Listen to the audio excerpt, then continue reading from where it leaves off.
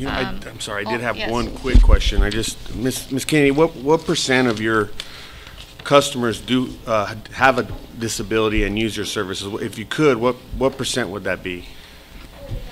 Yes. So a third? There's about 28% are persons who use wheelchairs. Okay, so a third of your customers have a disability. Correct. Okay. And there's no general public, it's all senior and disabled. Okay. Thank you. Okay, Mr. Barraza.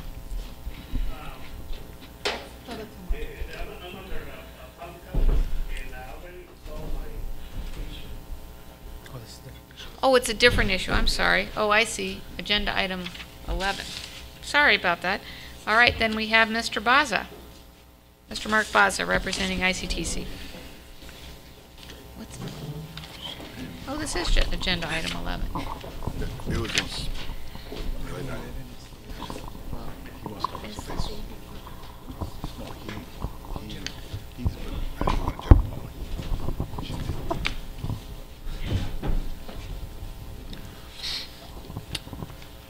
Good evening, Mayor and council members. Mark Baza, your Executive Director for the Imperial County Transportation Commission.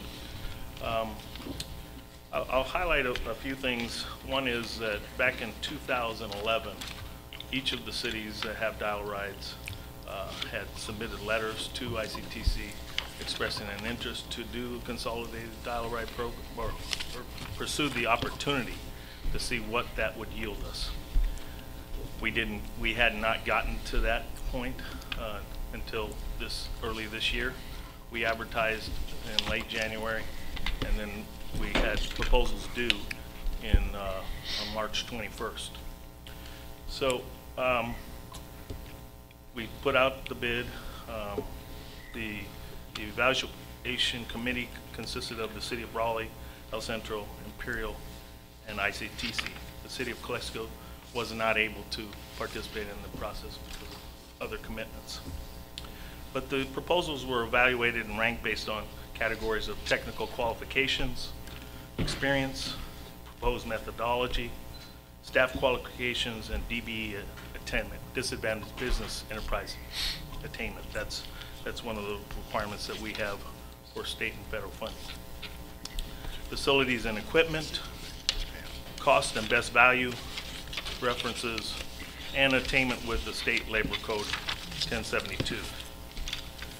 So for the five providers that submitted proposals, were invited to come to the oral interviews phase based on the evaluation and scores for their respective written proposals. The following 8 categories were evaluated in that process: operations and management experience, vehicle procurement expertise, proposed facility that the operations would be operated at, for lack of a better term, use of technology and software, a transition plan as we are merging 5 operations together, and how they would manage that. Certainly a standing requirement for all of our transit operations is bilingual capabilities. We have a standard thing that says that all of our drivers must be bilingual. And then one of the last ones is the interactions with the administering public agency, which is ICTC. So if you saw the management committee letter that we've submitted to the city managers, that was the review of the evaluation process. We have not made that recommendation to the commission yet, so Ms. Sanders has not received that. And pending the outcome of this visit here today and subsequent visits at the City of Calexico, which we are going to be going to right after this, and the City of Imperial, the City of Raleigh did vote to approve the consolidation already, and so this process does get delayed if one of the cities opts out of the consolidation, because what we spelled out in our RFP is that if that occurred, then we would, for those who submitted, that they would resubmit their proposals with revised costs to, let's say, pull out one service or another. That, you know, I'd like to just highlight some of the key things that you know, the differences between the top ranked proposals and the lowest ranked. The top ranked proposal contained a clear and concise organizational chart with designated staffing and a separate operations manager. Let's say not one that they would share other duties, a designated operations manager. The top two ranked firms contain a clear and concise proposal for the operations facility and designated staff to perform in-house fleet maintenance. In-house fleet maintenance is crucial to us in that we feel it's beneficial to carry out those services on site by qualified staff right there at the facility. The top ranked firms all propose improved, innovative, and new technology in dispatching software. We've never had this before for this particular service. And we feel that is tremendously important for different things, for dispatching schedules, but even more important, as many of you know, when you get federal funds, federal state funds, you have a lot of data reporting. And this software takes a lot of that burden off of ICTC staff, or if the city staff were to do that. So that's what's important. That being one difference between the top ranked proposals versus the lowest proposal. So in this case, Mark, the RX proposal also includes the utilization of that software? No. No. No, sir. The top ranked proposal contain a clear and concise startup and transition plan, which will be vital when combining, as I previously mentioned, the 5 separate paratransit services that are operated within the cities, as well as the one that ICTC currently manages in the West Shores area. The top-ranked proposals provide a detailed description as to how the federal mandated disadvantaged business enterprise requirement will be met, including potential sub-vendors that would be used. You know, let's say we have all these services, and there is a need to, you know, for tires, other services in this region. So the value of these services goes well beyond the people that work in these services, but to the businesses in our community. The top-ranked firms provided a clear and concise approach to implementation of a certification eligibility process for senior citizens and disabled persons. This was clearly spelled out by the top 3 ranked firms. In short, that's a summary of the results of the evaluation process. We, you know, like I said, it will depend on actions today as well as other actions at the other councils. If all were accepting, then we would take a recommendation to the commission for their approval and award of contract. I think you might want me to address some of the items that were brought up there. I do. The transit service and funding is not out of the control of the city of El Centro. Your city staff will still be a critical part in evaluating this service on a daily basis. We plan to have, you know, like a coordinated committee that consists of each of the cities and ICTC. So the city, we will have a service that's dedicated to the city of El Centro in this case. We also plan to have a dedicated moniker markings on El Centro bus versus a Imperial bus and a Calexico Dial-A-Ride bus. We do, in this case, we haven't been able to do that before. As many of you know, that we have achieved our own grants, so we have all new buses that have made this bidding much more competitive for other firms to bid in this process.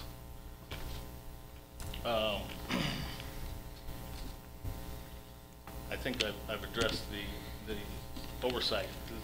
You know, I can't make it clear enough that the city is still in charge of this service.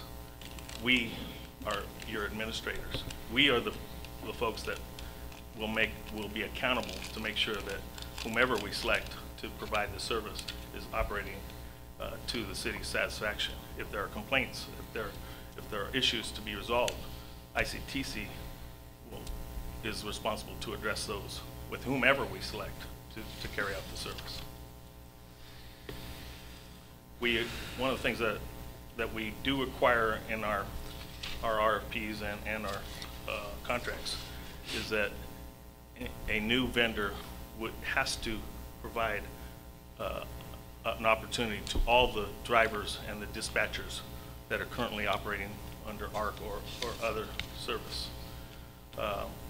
So that is something that, you know, obviously they have to, you know, be qualified to meet the guidance that we have under this contract.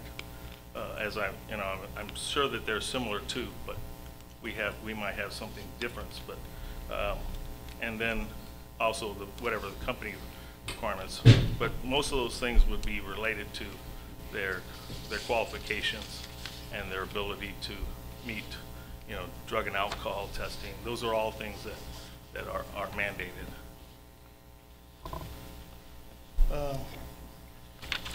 You know, we have, you know, with ICTC and our transit services throughout this region, yes, it is a national firm that we currently have on our other services. But all the people that operate, they're Imperial Valley people. The drivers, the dispatchers, the management, they are all Imperial Valley residents. So that, I just want to make that as a point. You know, just for all of our services, just not counting the services of this IBT ride, we have almost 90 people that are being employed with decent paying jobs as drivers and dispatchers. With this new IBT ride, we anticipate to have approximately 25 employees tied to that service. I'm open to any other questions you may have. What about the ADA features? I mean, I think that one of the things that ARC has stressed is that they do absolutely have an expertise with regard to our disabled population. And no question, ARC has an excellent reputation for the quality of service that they provided this community as well as the other communities. But I'm absolutely confident in the top-ranked firm and firms and their abilities as this is part of their business. You know, this clientele is a special clientele, as you all are aware. I have one more question, then I want to turn it to the rest of the council. The letter that's part of our agenda packet ranks the providers, with First Transit being first and ARC being fourth.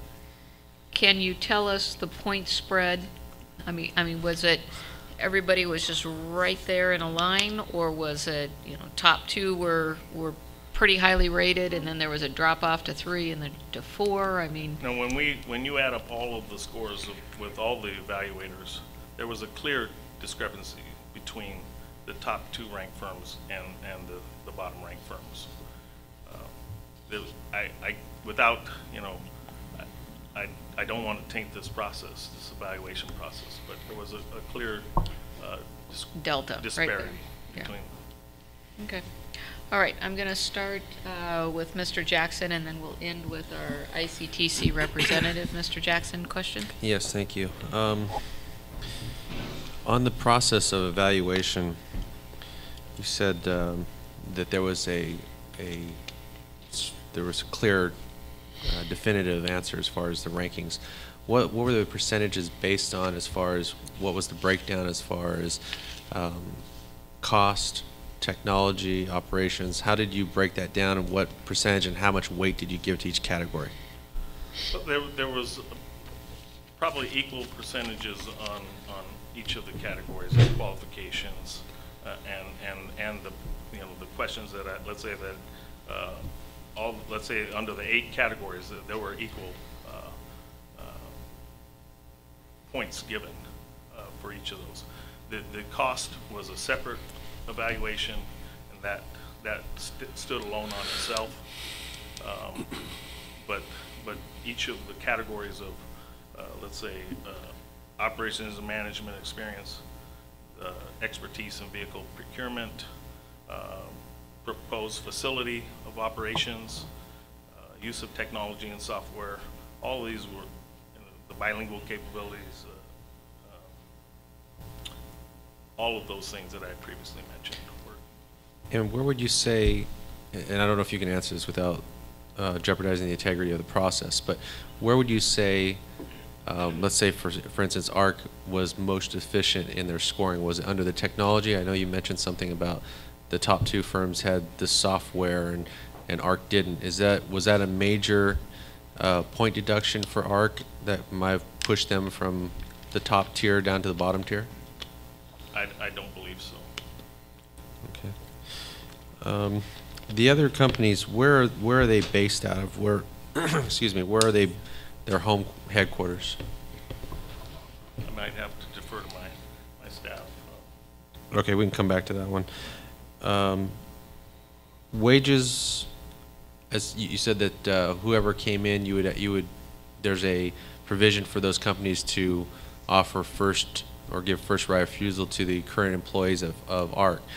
What are the comparable wages? Are they comparable? Would they be the same? Is there wage difference that the new company would be offering? They're comparable, I believe. Okay.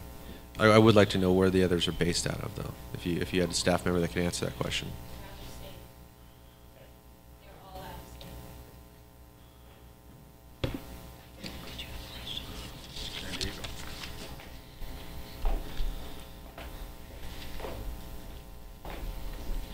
Good evening, Madam Mayor, members of the council.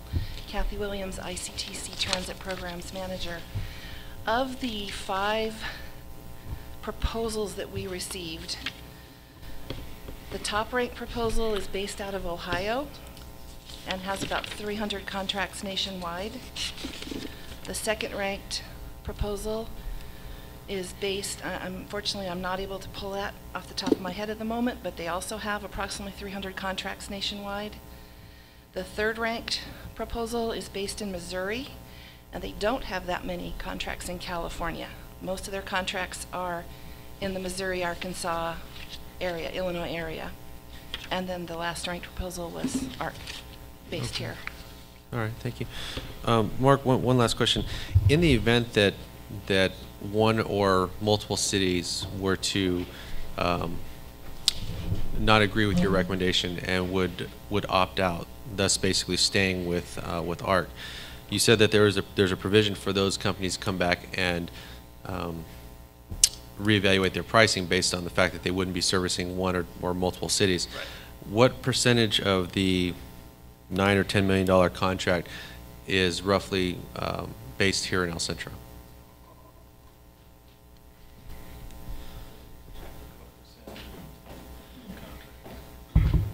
I'm sorry, could you restate the question? What percentage of the total price when everybody bid for this consolidated service? What percentage would be the carve out for El Centro? So in essence, if El Centro opted out, would that resemble 50% of what the bid is, or 30% of the bid, or what percentage of that? A moment, please. Sure. You're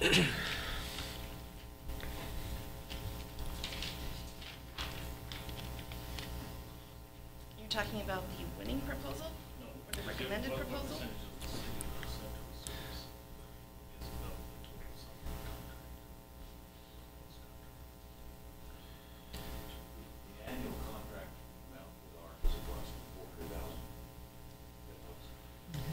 All I have available to me at this point is a total of the 8-year contract life. and the amount that has been presented in the proposal, we haven't done a best and final offer yet. The contract was based upon service hours that was in the scope of work and developed for the city of El Centro. I'm not sure I'm going to be able to give you an exact answer. Not exact, okay, service hours. How many, what percentage of the service hours for the entire consolidated agreement is El Centro? And what does that resemble in a percentage of the entire consolidated agreement? The total service hours were 205,256. El Centro's was split out at 64,000. And that resembles what percentage of the overall? Calculator. Well, let's do this. If we look at page 2, it says that the 8-year cost for First Transit for the contract total is $9.2 million. So based on Mr. Hagan's representation that our annual cost or our annual payment to ARC is $400,000, we can see that we make a pretty good chunk 33% of that. A third of it. I mean, just extrapolating We it do that have way. the most service hours. Yeah. And that's kind of what I was Is that trying to. what you were looking for? Sorry, maybe I wasn't clear enough. Sorry, Kathy. Okay, that's all I have. Thank you. Thank you. Margaret, just a couple of minor points on issues about accountability and issues about costs going up. If it's, the word that was used is monopoly, so if it's monopolized, does the service provider have control over prices and reporting and those kinds of things? The contract would be clearly spelled out, and if there's any deviations, that would be approved by the commission. So they wouldn't have reign to just increase fares. And ICTC, you know, if and with any of our vendors, if the service isn't being performed to standards, we can easily make a change Right. based on, you know, meeting certain or not meeting certain criteria within the contract. So, I want to expand on a question asked by Mr. Jackson on if you look at the 4 proposals and their ranking, cost-wise, ARC was right there. So there were other evaluations of other things that dropped them down to 4th. So are you able to kind of summarize for me what that means in terms of services to our residents? Is there an impact on the residents of El Centro based on First Transit providing the service as opposed to ARC? I guess my best way to answer that is if you want to continue to operate exactly how you've been doing it, I think you have a provider that can do that. What I think what we're offering is an opportunity to have more flexibility, that add service as necessary within the contract for any one of the cities. Having a better coordination between this IVT ride and all of the other services that we provide, particularly the IVT access, as that is the paratransit service that we tie to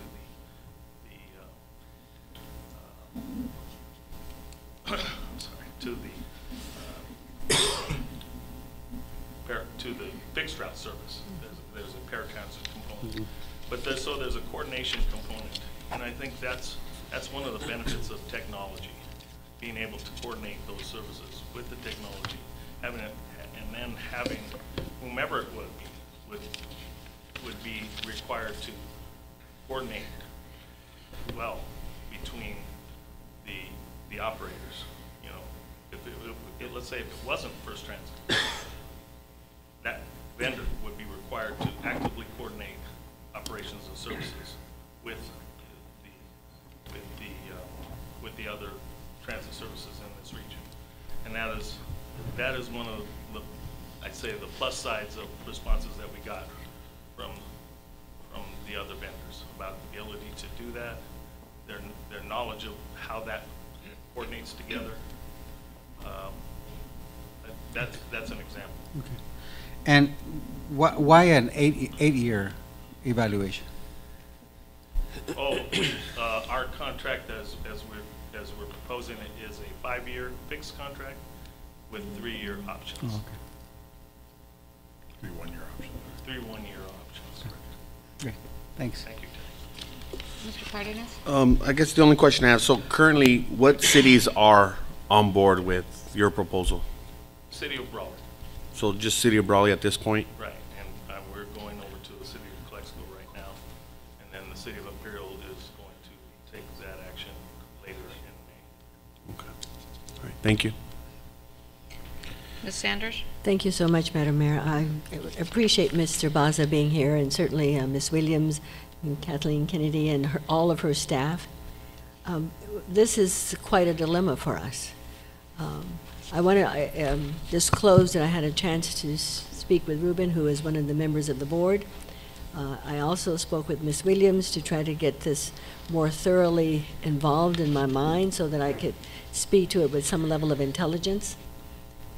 A couple of areas that would lead one to believe that this integrated process would be most advantageous is the integrated process with the fixed routes. On the flip side of that is that we have a current provider who has been, for a number of years, providing service, especially to those with physical challenges, in a way that has been successful. As we all may remember, our former mayor, Ben Solomon, used them quite frequently, and he was quite pleased with their service. Yours truly has been a member not of this service, but of their Med Express, and I have been pleased with ARC. Now the question becomes, in my mind, whether or not I hear Mr. Baza saying to us the potential of trying to get something accomplished by May 8th, and yet that's 2 days away. He's going to Calexico tonight, and Imperial will be doing something later. So are we under this real tight timeline of May 8th, making some decision tonight? Well, like I said, if one opts, then we go into another process. Okay. If one agency opts out, then we will, there is no sense of urgency, other than we do want to go back out to notify those firms and to get resubmittals, but we spelled it out very clearly in the RFP process that this was a potential, and that this was the process that we were going to follow if that happened. And so we expect a quick turnaround on the resubmittals.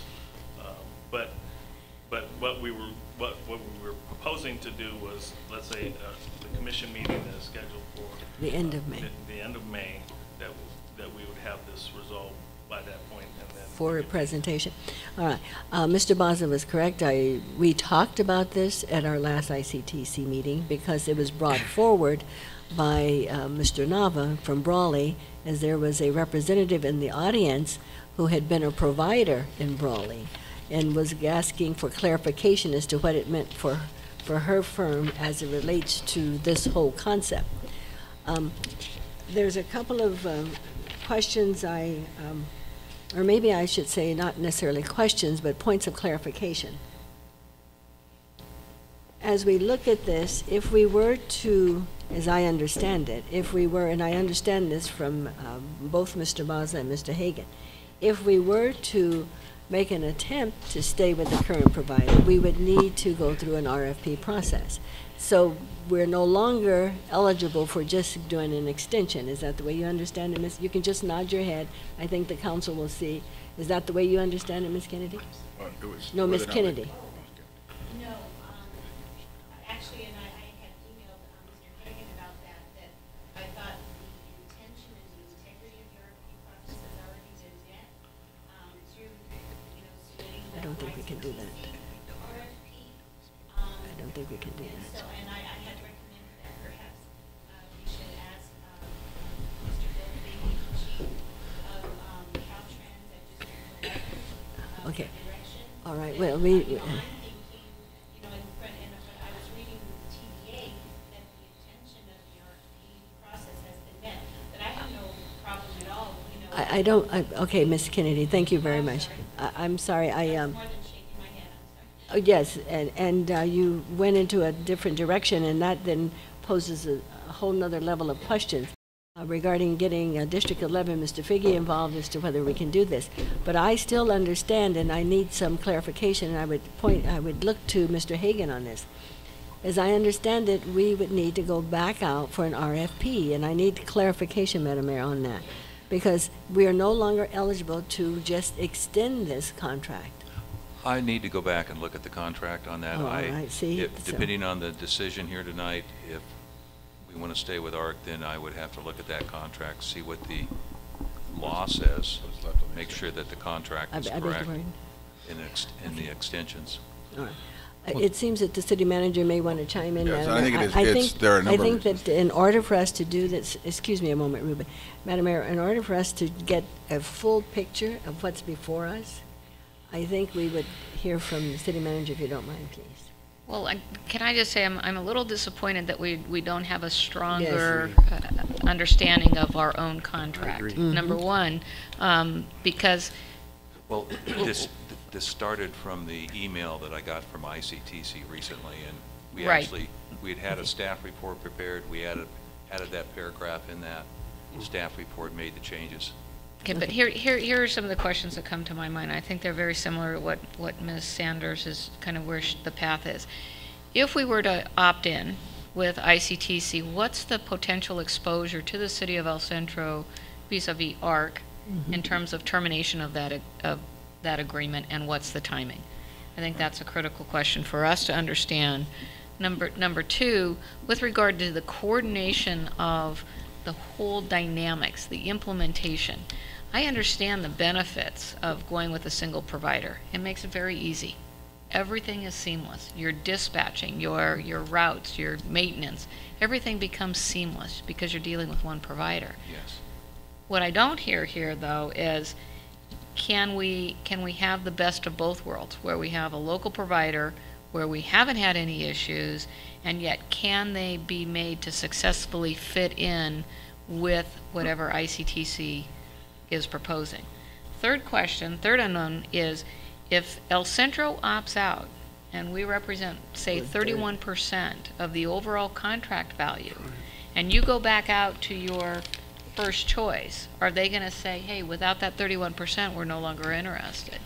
I mean, it seems to me that there's still a lot of moving parts here that we haven't had enough time to either be briefed by staff or have answers to our questions. Well, the answer to your first question, we're currently, I was going to have to do a renew or an extension to the contract another September. year. Well, So, are and we that's currently coming up. operating on a month-to-month basis, or? no, fiscal year. So by July, I would have to renew the contract again. Okay, Extend but it for a year. are we past, because I'm assuming there's an auto-renewal provision in that contract, do we still have the option to terminate the agreement without penalty, or have we missed the notification window and that contract has already automatically renewed for another year? I'd have to review My that. recollection though is that we do not have evergreen contracts Yeah, that automatically renew. It takes affirmative action for all your contracts. So there's actually a prohibition to having evergreen contracts that just continue rolling by themselves. We always have to take an affirmative action. So without having looked at that for several years, but we got rid of all those a number of years ago. Okay, so then I understand that Art came in as the number 4 choice, but Mr. Baza, how difficult would it be for ARC to be part of the overall solution?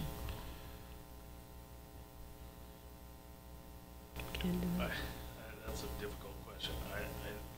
I think if we re-advertised it to allow, can't do it. subcontractors, right now, the proposal is as they have submitted. And so I would say that we have to modify if we went out to bid again, to revise it to include the potential for a subcontractor. Okay, and then my third question, well,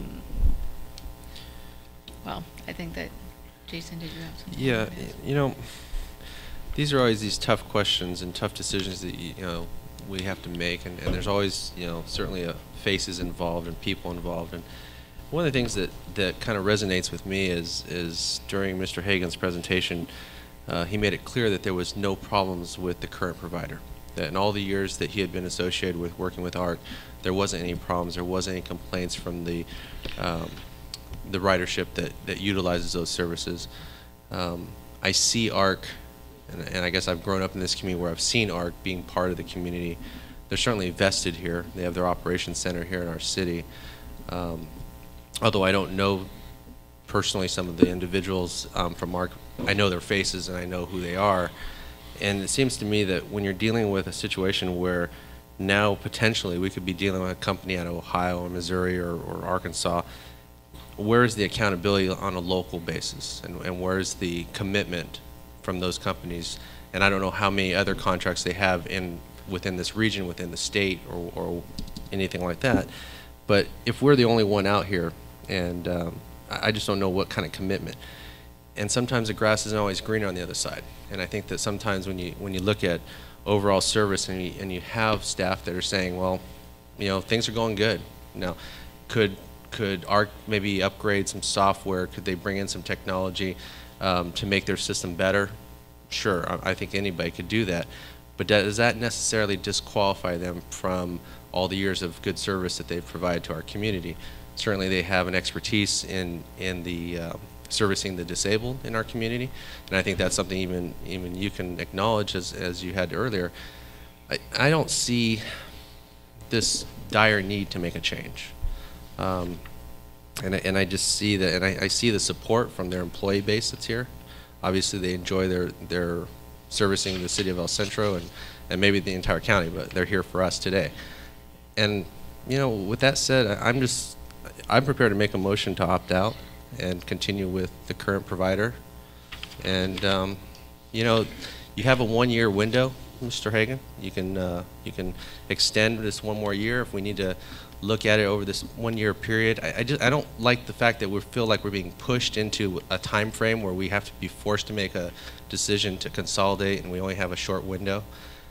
If it's something that we feel that we need to do, or we feel like there's more information that's brought to this body that clearly defines us as having to make that decision, I think having another 12 months to do that, maybe ARC is aware of the fact that technology is something they need to look into.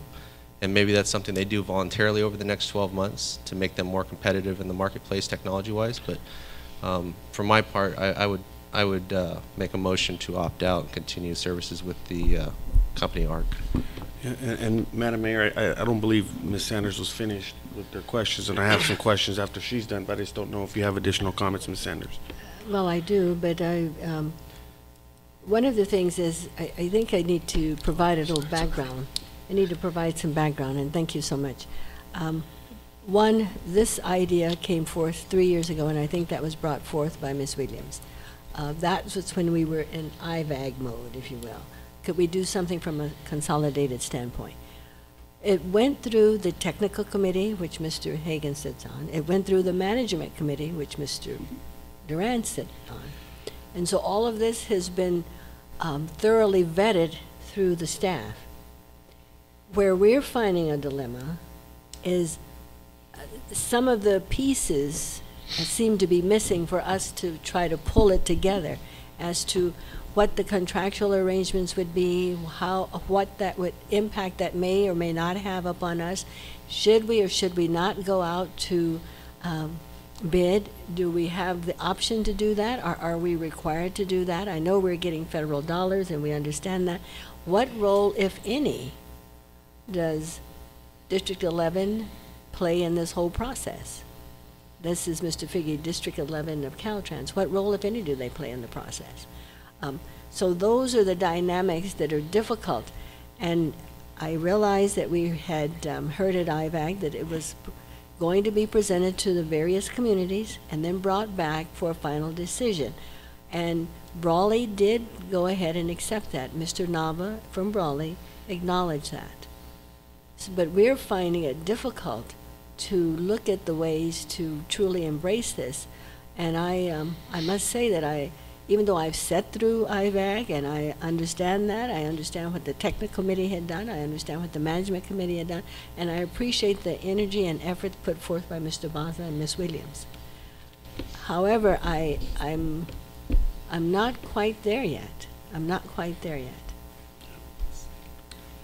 And, and I wanted to share, and I don't mean to pile on, but I do want to express some disappointment in the fact that this is an action item, and there appears to be some missing information in terms of the consequences. We're being asked to terminate an agreement, a contractual agreement. We're not really clear on what the ramifications of that. So, you know, I'm just a little disappointed. I don't want to pile on, but, you know, we are putting this before the council as an action item, and there's probably some missing information. At least that's my perspective. In regards to a change, you know, this is our most vulnerable population. You know, a third of their customers have a disability that I feel do not deal well with change. And if there was to be a substantial change in terms of providers on a community partner of 14 years that has provided excellence in terms of service, that there would be a very detailed plan on how we would handle that transition. And I'm not feeling comfortable with that. And you know, they are a community partner. They're a strong ally of our community. They provide excellent service. There's a 14-year relationship there. You know, additionally, some of the other cities are not on board yet either in terms of this. I do believe that a consolidated service down the road is probably important, but I'm actually going to second Mr. Jackson's motion that we would retain the current contract with ARC and revisit this down the road.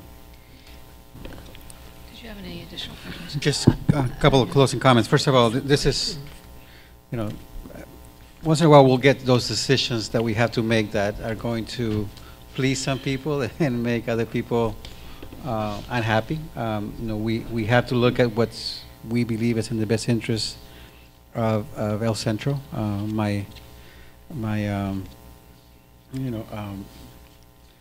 Thanks to you, Mark, and your commitment to our community, because I know you're trying to do what's best for the community. I know that that's the target and that's the objective, to improve the services in our community. So I don't blame you and I don't fault you for that. I know the intentions are good. But I do have to agree with my colleagues. I think that there's, you know, to bring a provider at this point in time in such a hurried timeline, I think that concerns me as well, that we're being asked to take action on something today. I'm going to support the motion, which will give ARC a 1 year, perhaps a 1 year extension, but I do believe that in fairness and in good practices that we should go out to bid and try to improve the services to our citizens. But at this point in time, I will be supporting the motion made. I think I would like some clarity with regard to the RFP process, and if that is in fact a requirement that we do that, and even if it's not a requirement, it seems to me that best practice would dictate that we would participate in an RFP process. And I would ask that the maker of the motion and the second consider amending the motion that we continue with the dial-a-ride contract. However, within the coming year, we do go out for an RFP. I think, Madam Mayor, I would concur with that, because I really believe that is going to be a requirement. So we are using federal funds. I will ask the maker of the motion to modify. I have no problems with that. I think that you know, that gives us a better timeline into making a more informed decision.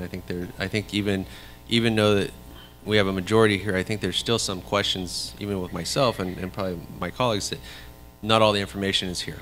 And I think this gives us a better timeline, gives us an extended period of time, and maybe this is a opportunity for ARC to sharpen their pencil and bring in technology and become more competitive on a national scale with some of these other companies. So. Well, I think the fact that they rated fourth means that there's a lot of things that they could do differently to increase their ranking. So I would hope that the RFP process would focus on those items that would make them the very best provider for this community. As, you know, ICTC has come forward and said, hey, we've located a company that we really feel would provide best-in-class service. So let's see if ARC can step up their game to meet those standards, whether it's technology or service integration or something else. But one of the things I wanted to clarify, that we don't have specifically federal funds on Oh, these we contracts don't? right at this moment. Okay. But we did spell out our RFP to federal standard in the event that we could Acquire get some, federal okay. funds. So that's the intent of it. I think, you know, District 11 would probably, that's used to be my home, would be an advisory role. It's actually the folks in Sacramento that would give the advisory notation about whether or not a contract should or should not go to RFP. I think they would fall on the side of what you had suggested, that best practices, that when you, especially if you've gone well beyond your existing contract, that to do that, you know, just for good practices and for transparency in the process. So we do have a motion by Jackson, second by Cardenas. Any additional questions or comments? If not, we'll call for the question. All those in favor? Aye. Opposed? Abstentions? Okay. Thank you, Mr. We have Buzz. a unanimous verdict. Thank you all, and we will move on then to our next agenda item, which is item number 12. Discussion and necessary action regarding presentation of our annual budget for enterprise, special revenue, and capital projects.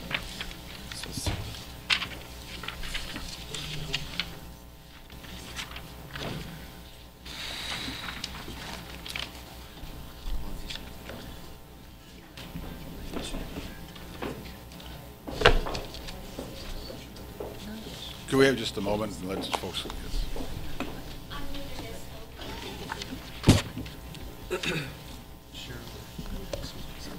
Yes. Have fun. You have to go change? Oh, okay. Oh, that's true. The cells.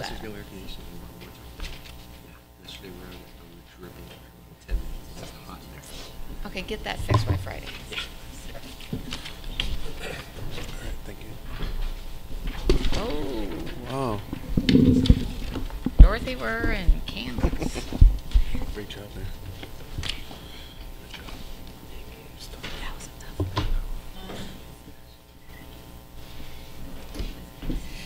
Okay. Okay, at this time, Ms. Salcido. Good evening, Madam Mayor, council members. Welcome to our second budget workshop for fiscal year 2015. Today we'll be reviewing the enterprise funds, special revenue funds, and construction project funds. We'll start with the enterprise funds. With regards to the enterprise funds, they're used to account for operations that are financed and operated in a manner similar to a private business enterprise. Our two major enterprise funds are water and wastewater. And we're going to start with water. With regards to water revenues, we are projecting $9.1 million in revenues for next fiscal year, which is $151,000 over the level this year. That reflects a rate increase of 3.4% as of July 2014, and then the last rate increase having been on July of 2013, 3.4%. With regards to water, we are projecting a beginning working capital of $5.8 million, and then we have projected revenues of $9 million. Estimating operating expenses of $5.1 million, the net of those 3.8. We also have an other non-operating revenue source, which is other income for meter financing in the amount of $2 million, and capacities fees to cover some of the capital expenditures.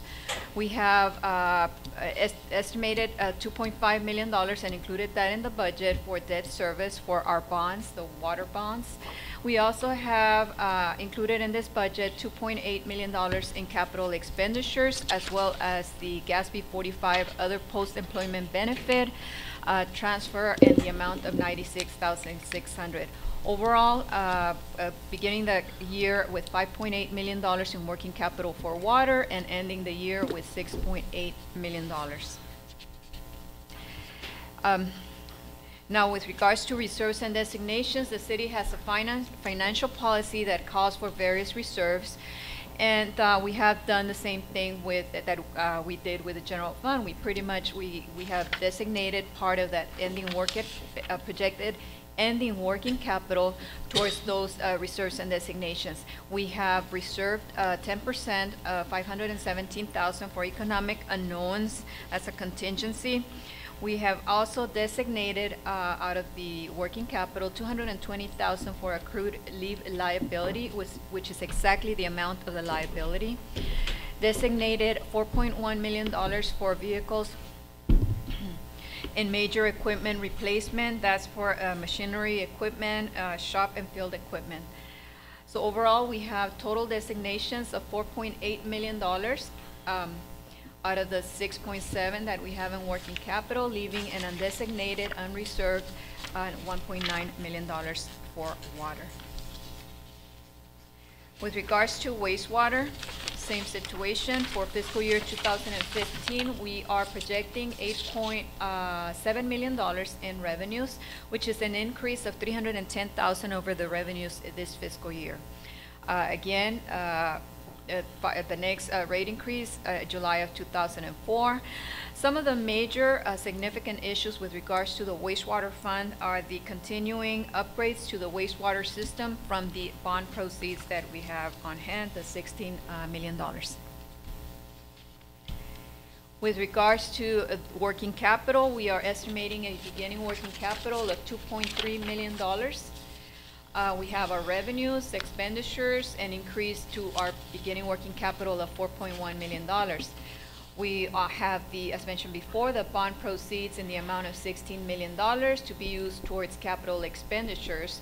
We also are including in the budget $3 million for the payment of debt service for the 06 bonds and 2012 bonds. We are transferring an amount of $96,000 for our OPEB, other post-employment benefit liability. So overall, for the year, we are projecting an increase from $2.3 million to $3.2 million in total working capital as of June 30, 2015.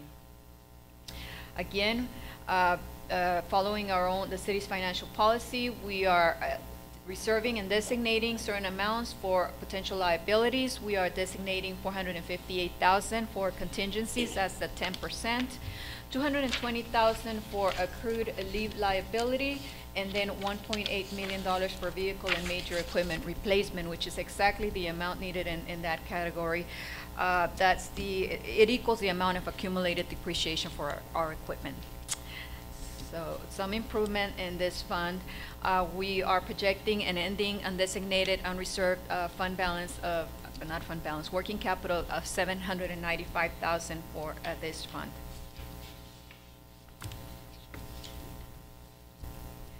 In summary, for the enterprise funds, we have total expenditures of $34 million.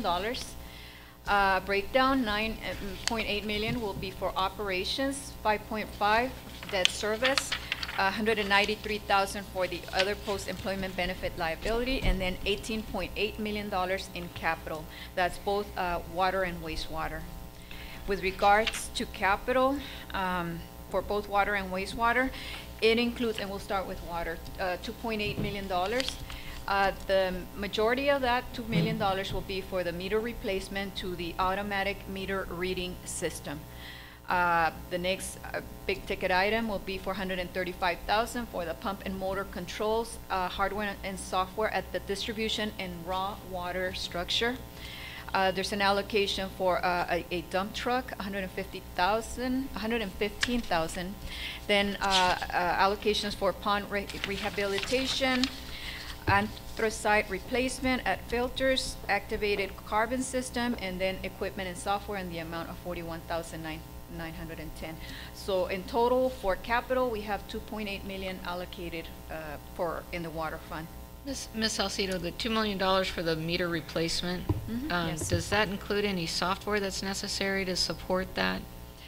My belief is just, and I'm going to defer that question to Mr. Hagan? Yes. It does include the software? Yes. Okay, thank you. With regards to wastewater, we have allocated $16 million out of the bond proceeds, and these are the projects: the Southern Pump Station, $8 million, $3 million for the replacement of sewer lines, 2.5 to relocate Pump Station 2, $1.5 million for emergency generators, and $1 million for bar screen, $41,000 for various pieces of equipment. With regards to personnel request for the enterprise funds, we have requests totaling $132,000. The majority, actually all of it, is for support staff. Request for a water treatment plant for a secretarial assistant at the cost of $56,000. Also, a staff assistant, 50% allocation to the wastewater treatment plant, and then 50% allocation for stormwater activities at a total cost of $76,000.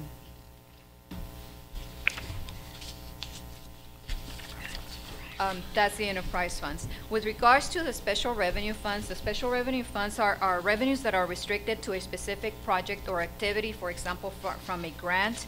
We have budgeted a total of $12.7 million, and it's as follows. We have a beginning fund balance in special revenue funds of $32.7 million. We have some revenues coming in, $6.3 million. Operating expenditures of $1.5, an increase in our fund balance of $4.8. But then we also have allocated $7.2 million for capital expenditures, debt service $1.4 million, transfers out of $1.7, that's to the general fund for street activities, loans $763,000. For a net of negative $11.1 million. Starting the year with a fund balance of $32.7 million and down to $26.4. However, that's a good thing as projects are being completed. Construction project funds used to account for the acquisition and construction of major capital facilities, budget of $2.9 million. $2.9 million. Again, starting the year with $5.7 million in fund balance, some revenue, $738,000. We have capital expenditures of $2.6, transfer out of $148,000, and loans of $93,000, and again, ending with a fund balance of $3.6 million. Again, a decline. Capitals are being completed. Ms. Salcido, what was the loan, the $93,000? That one is from the 2007 bonds. Okay. Yes.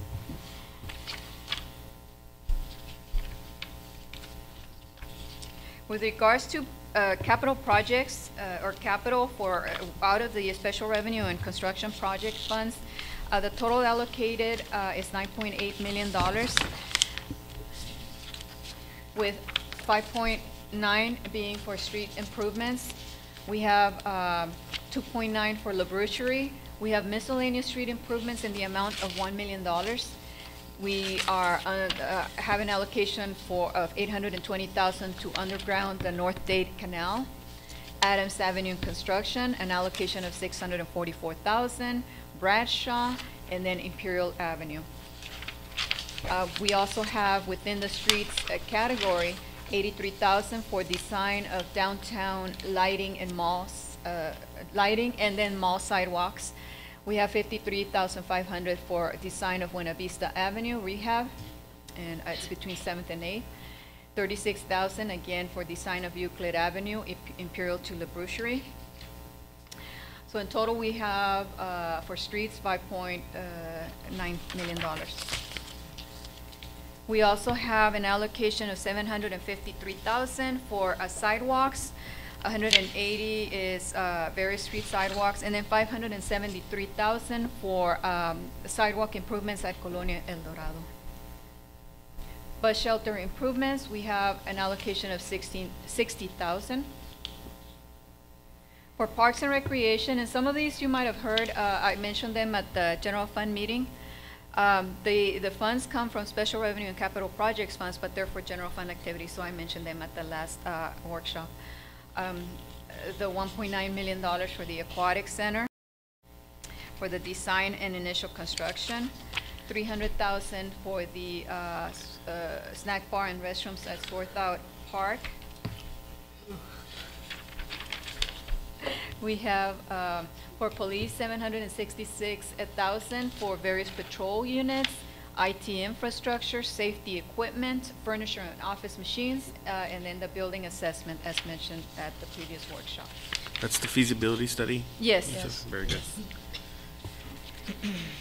For administration and other various departments, 221,000. It's 124,000 for IT infrastructure and software, and 80,000 the feasibility study again for the library, and then 17,000 just miscellaneous equipment. And that concludes my presentation. I'm glad to see the. I'm sorry. Go ahead. Oh, go ahead. I'm just pleased to see the feasibility studies for both the library and the police station. So thank you for including that. Thank you so You're much. welcome. Thank you. Any questions? No? I don't have any questions. Just want to extend accolades. Thank you for the hard work. Ms. You and Salcido, you and your staff. would there be any circumstances under which you would recommend we would accelerate the repayment of our debt service? Repayment of our debt service. With the debt service amount that we have, is there For which debt are we talking about? any of them? Any Would of there them? would there ever be a circumstance when we would want to accelerate that? Yes, and I believe in 2012, we refinanced the 97 wastewater debt.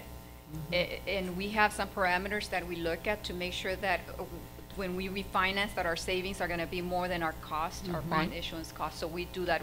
We normally periodically review to see whether or not we can refinance Recognize some the of that savings debt. from Yes. that.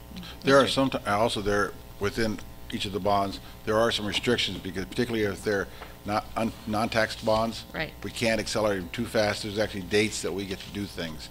So that's what Ms. Salcido was referring to. We actually watch for those dates that we can accelerate. Or So there are change. opportunities, it's just that it's not part of this. up until this year, our fund balance didn't allow us to really do anything. So this is Right. the year that we have some breathing room. Exactly. Thank you very much for calling. I know that was very difficult over the last 2 years, but now we have some breathing room where we can actually talk about these things. Okay, but it's not being proposed at this time? Not at this time. Okay. Not at this All right. time. Outstanding. So a good preview of coming attractions. Obviously, the budget is one of the most important things that the city council weighs in on, that and policy. So if there's anything that is not consistent with the priorities of the council, we need to bring those to Ms. Salcido's attention at this time. Good? Yes, ma'am. Okay, great, thank you. All right, we have 2 receive and file items number 13 and 14. There is no scheduled business for either the successor agency, the redevelopment agency, or the housing agency. Additional public comments? No additional public comments. Task force reports, let's combine that with the mayor and council member reports, starting with Mr. Silva.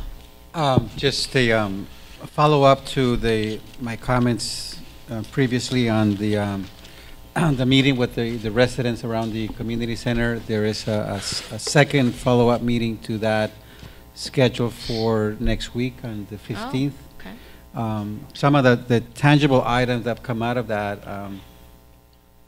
among concerns from people was the street lighting, and it was felt that it was, not very bright and inadequate.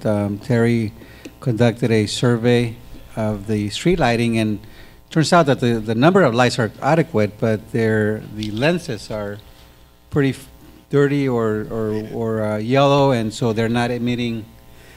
So we did a request, Terry, for the IED to clean that. Can you remind me of what the action that we're taking on that? They're supposed to clean the lenses, and I think there's accumulation of dust on the lenses.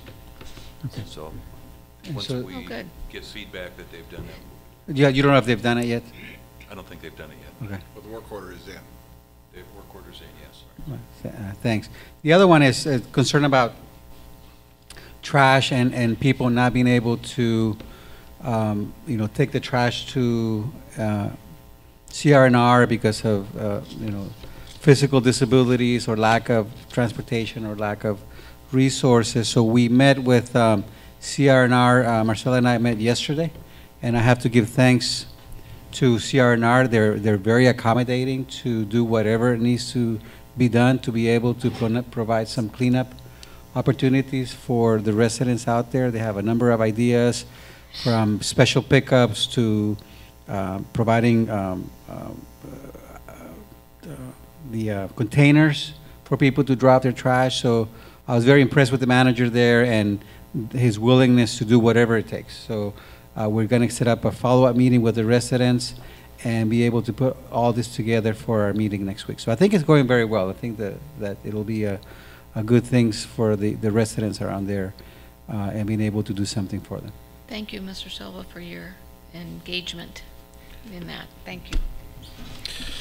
Just real quick, I did have the opportunity to attend the Young Entrepreneur Recognition event, and just very pleased. There's a lot of talent in our community, and to see these young folks be recognized for their ideas and our city really taking an active role in being part of that along with the chamber, it's great. I'm just so glad to be a part of this community and see those young entrepreneurs be excited about their projects. So it was really great, and I want to thank the city for allowing me to be there and represent the city.